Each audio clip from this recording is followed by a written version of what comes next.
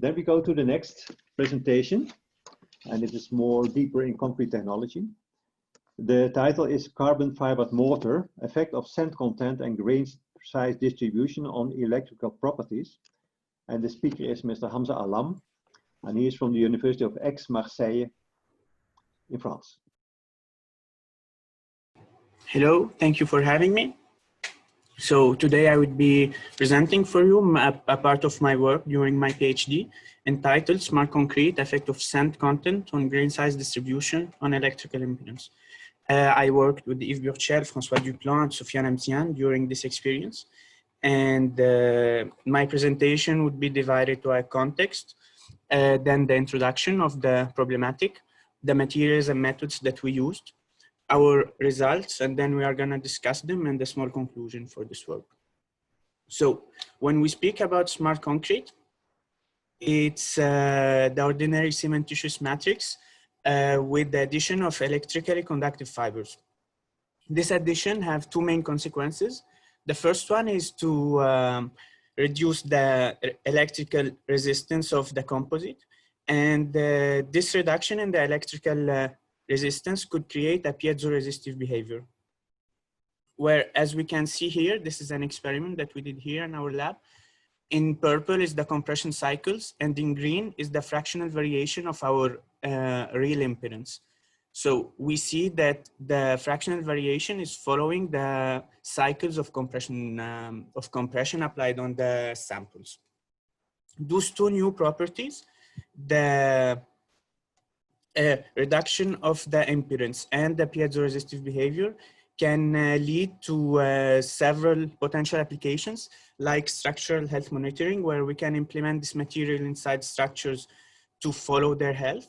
It can also be used on roads and bridges to count the cars passing, to weigh them and to monitor their velocity. And also, since it's it has a very reduced resistivity, it can also be used for pavement heating. As we can see, this is a real application in the United States.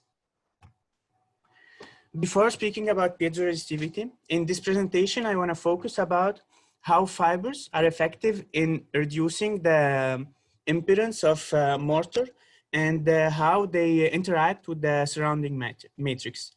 The evolution of the resistivity function of the fractional volume of fibers is summarized in this graphic, where the first phase, we call it the insulative zone, where the volume fraction of fibers is not enough to create conductive paths between one side and the other of the sample. So the resistivity remains high because mortar is supposed to be an insulative material. This zone remains till the point 2, that's the percolation threshold, where the first path is created between one side and the other of the sample, which means that here in the cementitious matrix, we can wait for a conductive path between the two sides of the sample. After this point, adding additional fibers is very efficient in reducing the resistivity, where we can see that it decreases with a steep slope before reaching the saturation zone, where the system is saturated with fibers, and adding additional fibers is not very efficient in reducing furthermore the resistance. The percolation threshold here was estimated by previous analytical works that supposed or estimated for the used fibers in this study, carbon fibers, that the percolation threshold is between 0.06 and 0.14% of volume fraction of the total volume. I just want to mention that those studies count in a significant way on the morphology of the fibers, on their aspect ratio. So this means that we should wait for, if we have carbon fiber volume fraction between 0.06 and 0.14, we should wait for this conductive path to be created. Our first question in this presentation is this true? Are we going to see it? And second of all, in case of mortar, how the fibers are going to interact with the presence of sand that's supposed to be an insulative material and that's taking volume inside the mortar. So those are the questions that we are going to try to answer in this study. Is analytical percolation threshold estimated respected? And what happens in mortar?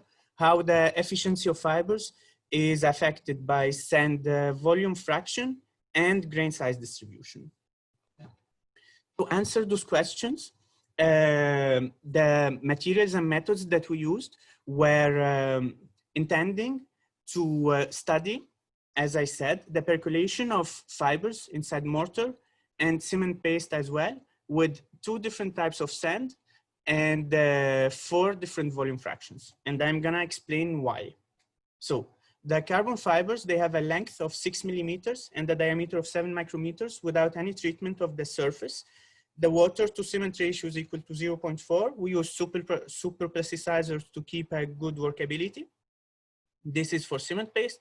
And in case of mortar, we added sand, and we used 2 different types of sand to study the effect of grain size distribution without touching to its mineralogy, because it could affect also the electrical impedance. So we use the standard sand between 0 and 2 millimeters as shown here, and its finer fraction between 0 and 0.5 millimeters.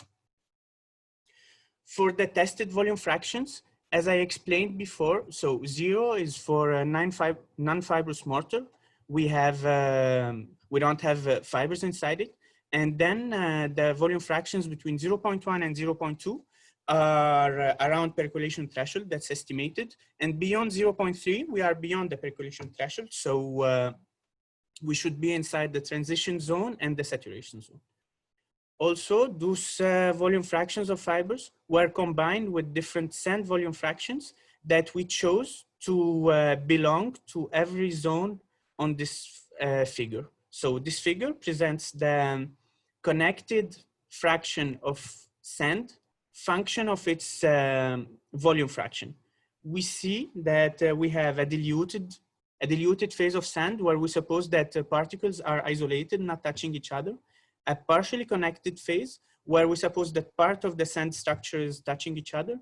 And then around 0.5 of the total volume, we suppose that the sand structure is totally connected and the sand particles are touching each other, which led us to choosing the 4 sand volume fractions: 0 that corresponds to cement paste, 15 that corresponds to the diluted phase, 40 that belongs to this phase, and 50 that belongs to the total connected phase.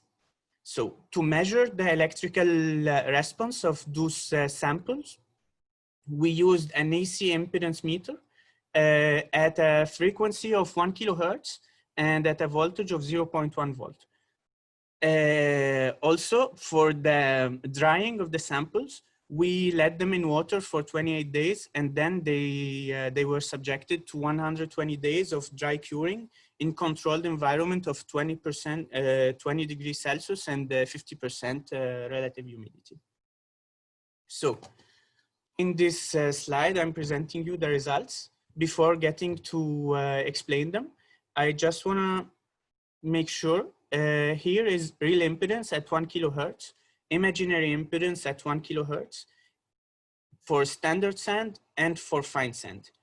Before getting to the effect of sand presence, I want to focus on the purple curve, which corresponds to the percolation or to the electrical response of fibrous cement paste with a sand volume fraction equal to 0.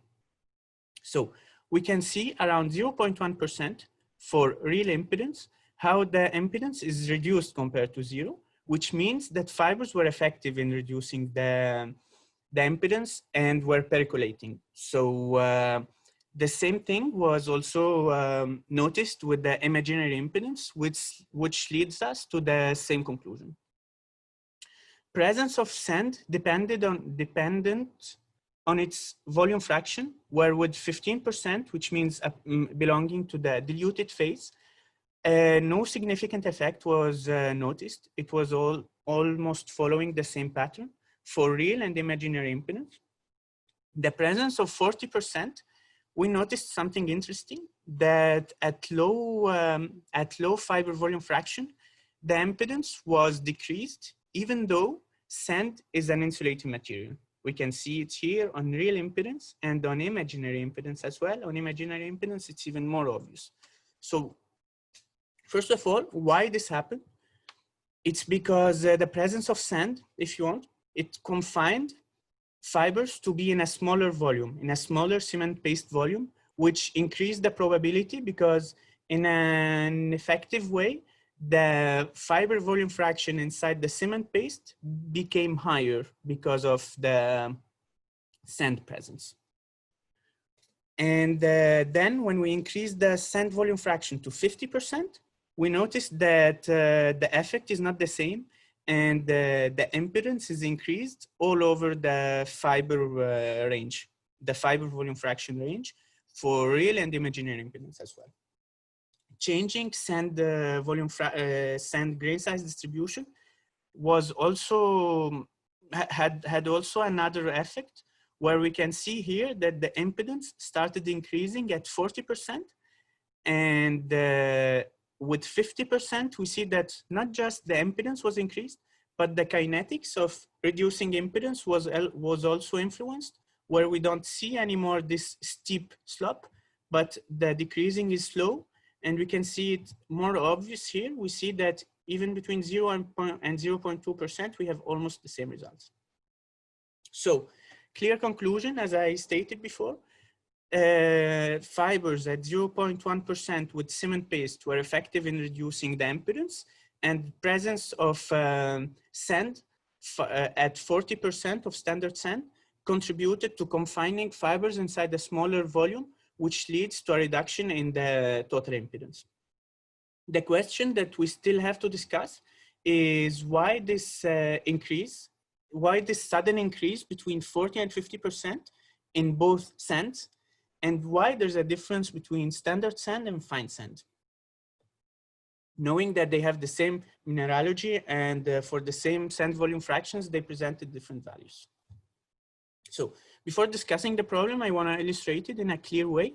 What I'm going to discuss is why this sudden increase. Here I show you the impedance function of sand volume fraction, why this sudden increase between 40 and 50% of sand, and why the difference between standard sand and fine sand, why fine sand is presenting the higher impedance. To answer the first question, the decrease between 40 and 50%, I want to remind this figure that I showed in my materials and methods slides, where we see that between 40 and 50% of sand volume fraction, the connection between sand particles is almost established at the total sand volume fraction. What does it mean? It means that now the distance between sand particles, since they are totally connected, is tending to 0. So not letting the possibility for fibers to go through those spacings, if you want, and create connections from one side to the other of the sample, causing an abrupt, a sudden increase in the impedance. This is for the first question. The second question, why the difference between standard sand and fine sand? In order to try to do a comparative study between those two sands, we supposed that the spacing, and we showed that the spacing between particles in those two sands was quite different. So in order to estimate the spacing between particles of every sand, we did an estimation where we supposed that every sand particle has a diameter d with its surrounding environment of S plus d, where S is the spacing between every two particles, giving us this formula, this equation of sand volume fraction. Knowing that when fibers are totally connected, knowing then when sand particles are totally connected, so S equal to 0, phi is equal to phi c, the maximum packing density, which leads us to this final equation, phi over phi c is equal to 1 over 1 plus S over d power 3. What we are interested in is calculating S, the spacing between particles. So we determined phi c experimentally for standard sand and for fine sand, and the diameter d of sand particles was homogenized for both sands. For standard sand, we calculated it based on the grain size distribution. It was equal to 744 micrometers, and for fine sand equal to 232 micrometers, also based on the sand grain size distribution. This gave us, only applying this equation, gave us an estimation of the spacing function of the sand volume fraction. So we can see that for standard sand, the values of spacing are always higher, which means that fibers have more possibility, if you want, to pass through those spacings and to percolate, to touch each other, which causes, relatively to fine sand, a decrease in the electrical impedance. It's also important to note that for fine sand, in addition to the small spacing between particles, since we have the same volume fraction with smaller diameter, the number of particles is higher, causing the presence of more obstacles for fibers to percolate. So, conclusion, I am just gonna consolidate everything I said. So the estimated percolation threshold by analytical approaches was respected in cement pastes around, and we noticed that around 0.1% fibers were effective in effectively reducing the impedance, which means that fibers were percolating, because otherwise we wouldn't see any significant reduce in the impedance. Presence of sand in a diluted way doesn't have any effect on fiber percolation, not from what we saw from our electrical impedance. Increasing sand volume and keeping it in the diluted phase, we noticed it for standard sand, boosted the percolation of fibers because they were confined in a smaller volume. And then approaching maximum packing density disrupted the connection of fibers because the distancing between particles became so small, not leaving the chance for fibers to touch each other and to reduce the impedance. And then we noticed that the sand grain size distribution is very, very important to decide the final electrical impedance, where for two different sand volume sand grain size distribution, we noticed two different impedance values, and this was related to their maximum packing density and to the diameter of their particles that played a role in giving the chance to fibers to percolate and to touch each other. Thank you for your attention. Well, thank you very much for a very interesting presentation, because this is really designing concrete properties, and it looks very, very fundamental and very creative. I don't know if there is already a question. I think so. Oh yeah. So I have here. Thank you for this nice presentation from Jean-Luc Clément. Thank you for this very nice presentation. Two questions.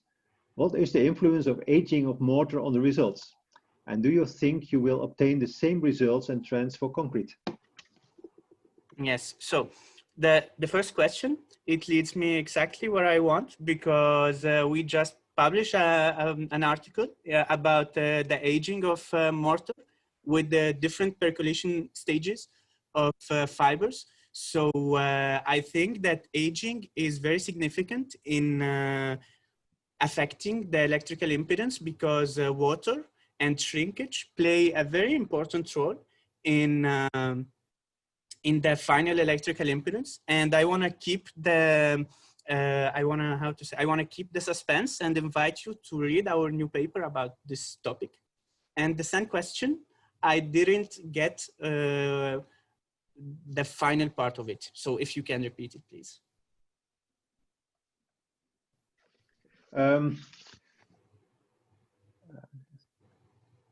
Yes. Do you think that you will obtain the same results and transfer concrete if you have coarse aggregates and so on? If I have coarse aggregates, okay. So for our study in my PhD, we were concentrated on mortar, but there were several literature studies about the effect of about how fibers percolate in concrete, where we have, in addition to fine aggregates, we have coarse aggregates, and there we speak about a triple percolation, where fibers should percolate inside the cement paste, and the mortar should percolate inside the coarse aggregates. So then, instead of having just one obstacle, which is fine aggregates, we would have two obstacles. Okay. I have another question about the choice of your fibers. You have selected a very special fiber with a very long length and a very thin, small diameter. But you have done tests with fine sand and standard sand, and you are playing around with the sand, but you have started with one fiber and you continue with that. Is that a conscious choice that you have made that already before? Or is it a part of further optimization in future? Yeah, so the choice of fibers was very conscious because chose them based on the percolation estimation here. So let me just go deeper in those estimations because I didn't explain them well. I have just 15 minutes. So those estimations, they are based especially on the morphology of fibers. And the bigger we have the aspect ratio, the faster we have the percolation. So if we want to reach percolation faster, we have to use the biggest aspect ratio that we can. Because our purpose, okay, this is very interesting physically, but the purpose is, one slide before, is to reach the smart concrete, is to have a concrete that has a reduced impedance in the fastest possible way. So if we use the biggest aspect ratio, we are going to reach this faster, and consequently we have our objective faster. Mm-hmm. But if you optimize your mixture, you have shown that you are modeling with the particles and their influence around it. Do you use particle packing programs? Because I think that is very difficult. Yeah.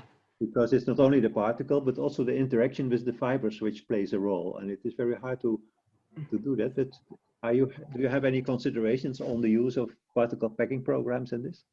Yeah, exactly. I think that this should be the next step in the study, because it's true that we use this approximation, we would say, but this approximation, it could present several drawbacks, where first of all, we don't consider the distribution of sand, the distribution of sand on the grain size distribution.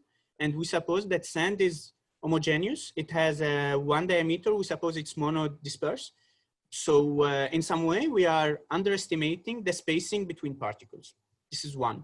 Two, we are not taking into account, as you said, the effect of sand on the tortuosity of fibers, their waviness, and how this could affect the fiber, behavior. So I think it's a very interesting part to do. But unfortunately, I'm going to finish my PhD very soon. So I hope the next PhD student will be doing it. Okay, that's a big further challenge to optimize it further on. Yes. But the results are very promising already. You said a possible application is structural health monitoring. Yeah. Can you work out a little bit more on this? How do you think about possible applications? Do you use a thin layer of this material, or do we have to wait until this works also for concrete? Yeah, so my answer would be in two parts. The first part, how the material works under external loads and how it's applied in real structures. First of all, how it works. I showed you here an example of an experiment that we did. And we see that under compression, our impedance is reduced because fibers under compression, we have a deformation that's reducing the length of the specimen. So fibers have more probability to touch each other after the pull-out phenomena of fibers, that they move a bit and they have more opportunity to touch each other. So we can see that the fractional variation is reduced under compression. So this fractional variation, since it's a piezoresistive behavior, it has a linear relation with the applied forces. So the more we apply we increase the compression, the more we are going to see a fractional variation. Of course, at some point, the behavior stops to be linear.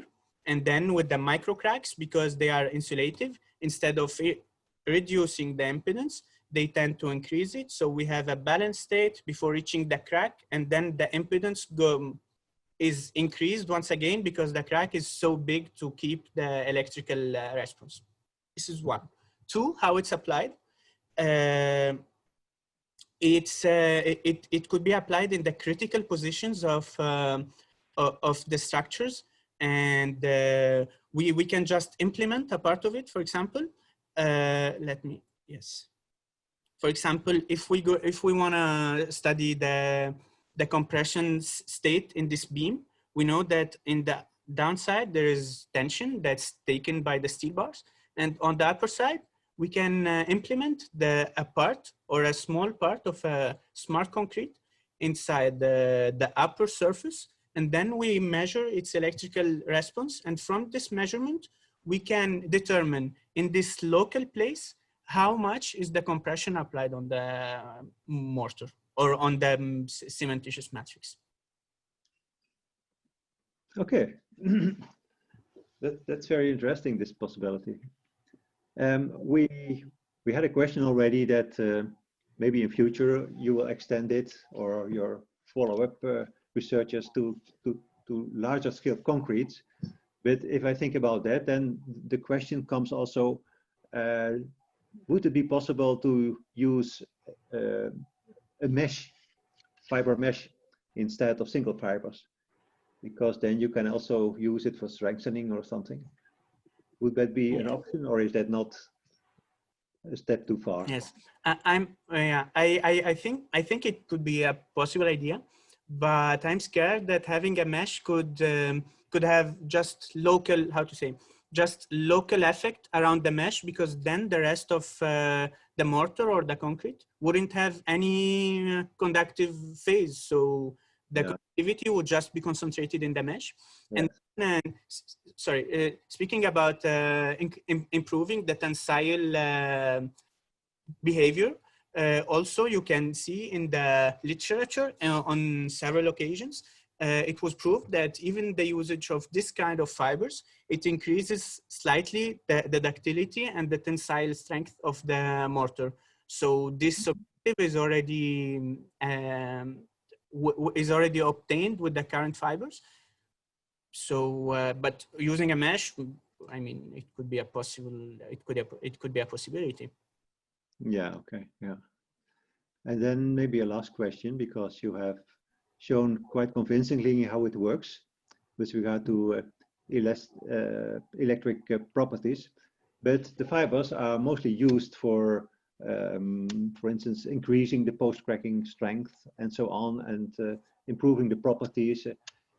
Which other additional effects do you get when you apply this material? Yeah. So I'm using it in addition to everything that's discussed for conventional concrete, if I can say, to enhance its mechanical properties. Our purpose is not to enhance mechanical properties. Our purpose is to obtain this smart response where we can quantify and detect the applied forces. Yes, our purpose is a self-sensing behavior. Yes. But it might be that you get as an additional present something that you are not looking for, but you get it automatically. Yeah. Like we know that the usage of those fibers in terms of strength, it increases ductility, and it's good for the post-cracking, that for sure. But they have a slight negative effect on the compression strength. So they have their advantages and drawbacks on the strength. Okay, I think we have to finish. Yes. Thank you. Very interesting presentation.